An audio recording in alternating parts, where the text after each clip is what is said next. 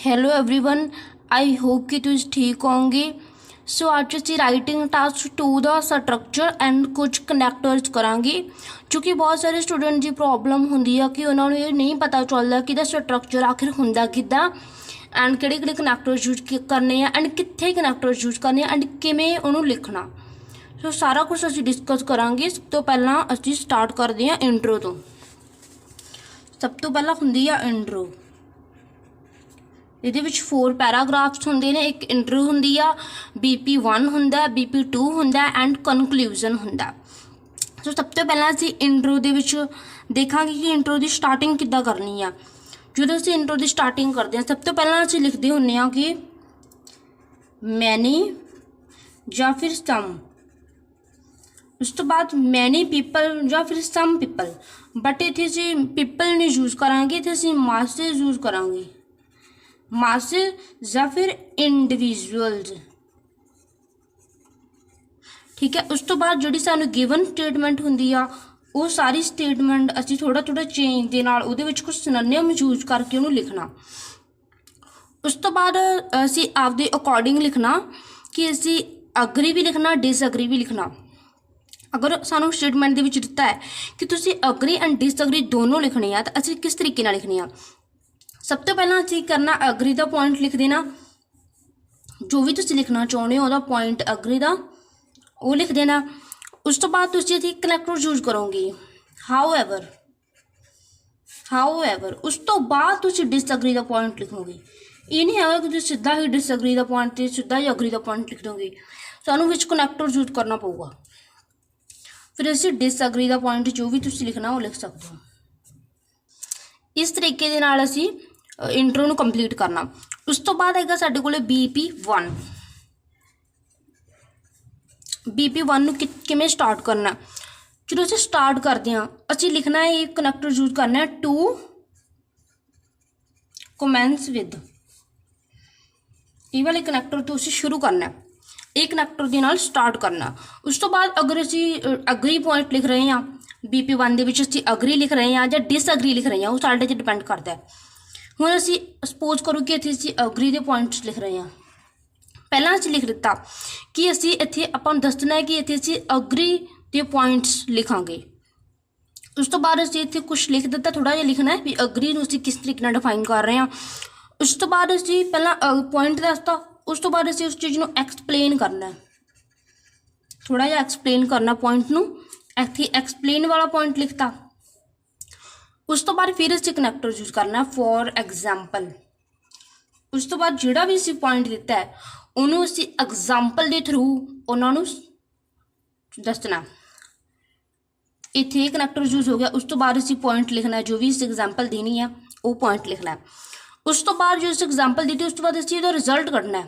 As a result एक connector अपना as a result connector है। उस तो बाद पॉइंट लिखना है जो भी तुसीं रिजल्ट दे रहे हो। ये 4 जिहड़े हैगे ने इहदे विच कनैक्टर यूज होया to commence with, explain, for example, as a result. इस तरीके दे नाल साडा BP1 कंप्लीट हो जाऊगा। उस तो बाद BP2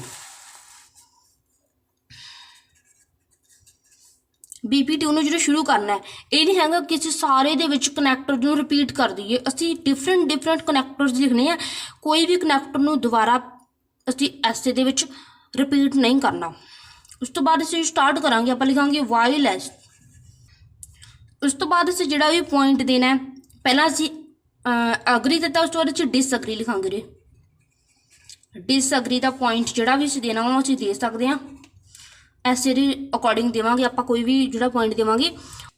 उस तो बाद असीं एक्सप्लेन करना है। एक्सप्लेन दे लई असीं एक्सप्लेन वर्ड नूं ही दोबारा यूज नहीं करांगे, इत्थे असीं कुछ होर यूज करांगे। इत्थे असीं यूज कर सकते हैं to elaborate it. To elaborate it. उस तो बाद इत्थे असीं पॉइंट देना जो भी असीं दे रहे हैं, जो भी असीं एक्सप्लेन कर रहे हैं। उस तो बाद असीं होर कनैक्टर यूज करना है फॉर इंस्टेंस। फॉर इंस्टेंस मतलब फॉर एग्जाम्पल, सॉरी हाँ फॉर एग्जाम्पल। ये एग्जाम्पल ये हैगा अपने को टू एलैबोरेट हैगा एक्सप्लेन करना किसी चीज़ नूं। टू इंटेंस हैगा एग्जाम्पल देनी। उस तो बाद जोड़ा भी असीं पॉइंट लिखना वो वाला पॉइंट इत्थे लिख देवांगे। उस तो बाद फिर असीं इत्थे कनैक्टर यूज करना है जो आप रिजल्ट देना है। इत्थे असीं एज अ रिजल्ट यूज कर सके हुण कर चुके हैं। हुण इत्थे असीं उही वर्ड यूज नहीं करना, हुण इत्थे आपां यूज करांगे थर्स। थर्स का मतलब भी हुंदा है रिजल्ट देना। उस तो बाद असीं जो भी असीं इत्थे रिजल्ट देना चाहुंदे हो पॉइंट विच इत्थे नोट डाउन कर देना। उस तो बाद आ गया conclusion.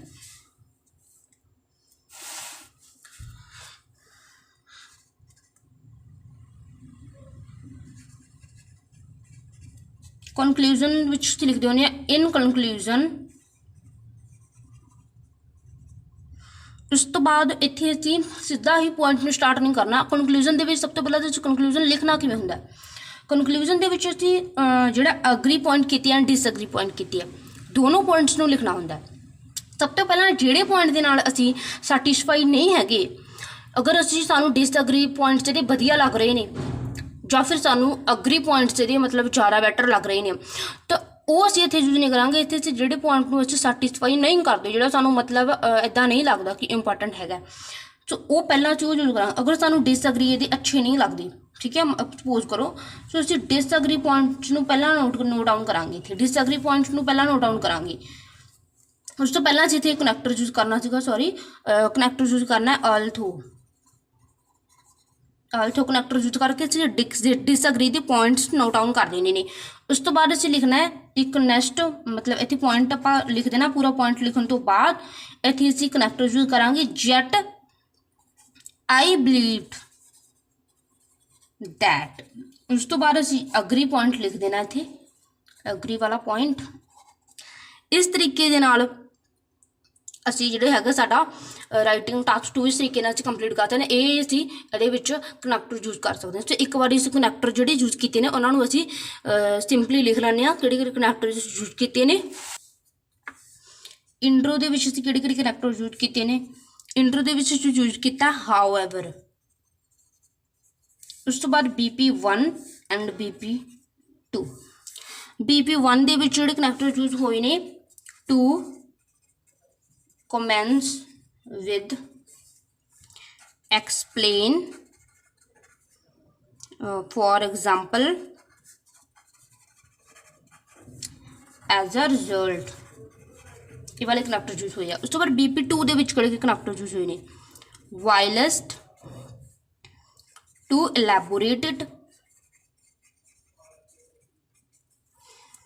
for instance and third. उस तो बाद असीं यूज कीते है कनक्लूजन दे विच यूज कीता। कनक्लूजन दे विच असीं एक ही दो कनैक्टर यूज कीते आ जो असीं जिहड़े पॉइंट दे नाल सैटिस्फाई नहीं हैगे। उस तो पहला असीं लिखना कनैक्टर अल्थो। उस तो बाद जिहड़े पॉइंट नाल असीं अग्री करते हैं असीं सैटिस्फाई करते हो पॉइंट नाल उस तो पहला लिखना असीं कनैक्टर यूज करना है जेट आई बिलीव्ड दैट। सो ये है साढ़े कनैक्टर्स ये तुसी अपनी कॉपी के उत्ते नोट डाउन कर सकते हो। एंड अगर तुसी प्रॉपर तरीके दे नाल तुसी इहदा स्ट्रक्चर जानना चाहुंदे हो किस तरीके दे नाल असीं इन्हां नूं यूज कर सकते हैं किस तरीके नाल असीं राइटिंग टास्क 2 जिहड़ा हैगा लिख सकते हैं उस दे लई भी तुहानूं नैक्सट वीडियो दे विच तुहानूं सारा कुछ दस दित्ता जाऊगा। सो तुसी चैनल नूं सबसक्राइब कर लो एंड अपने फ्रेंड्स दे नाल भी चैनल नूं जरूर शेयर कर दिओ वीडियो नूं जरूर शेयर कर दिओ ताकि उन्हां दी हैल्प हो जाए। सो वीडियो नूं लाइक जरूर कर दिओ कमेंट करके दस्सो भी तुहानूं ये वीडियो किदां दी लगी।